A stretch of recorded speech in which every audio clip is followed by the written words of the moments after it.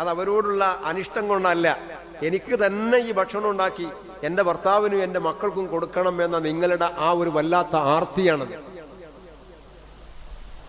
അല്ലാതെ അടുക്കളയിൽ ചുരുട്ടിക്കെട്ടുകയല്ല സഹോദരിമാരെ ഇസ്ലാം ചെയ്യുന്നത്. അങ്ങനെയൊക്കെ പറയുന്നവരുണ്ട്.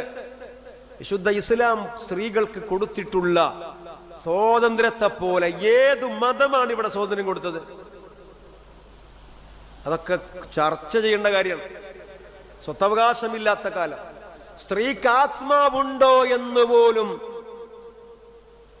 സംശയം പറഞ്ഞിരുന്ന ഒരു കാലം, ഭർത്താവ് മരണപ്പെട്ടാൽ ഭർത്താവിന്റെ ചിതയിലേക്ക് ജീവനോട് കൂടെ എടുത്തു ചാടേണ്ടി വന്നിരുന്ന സ്ത്രീ സമൂഹമുണ്ടായിരുന്ന കാലം,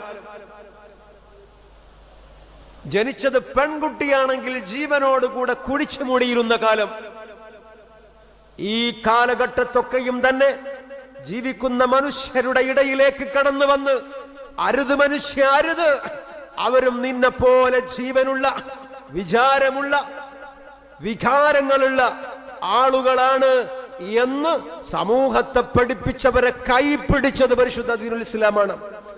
ആ ഇസ്ലാമിനെ കുതിര കയറാനാണ് ഫെമിനിസ്റ്റുകൾ എന്ന് പറഞ്ഞിട്ട് ഒരു വിഭാഗം രംഗപ്രവേശനം ചെയ്ത് ലിബറൽ ചിന്താഗതികൾ തലക്ക് പേറിയിട്ട് ഇവിടെ സ്ത്രീകളെ കച്ചവടച്ചരക്കാക്കി മാറ്റുന്നത്.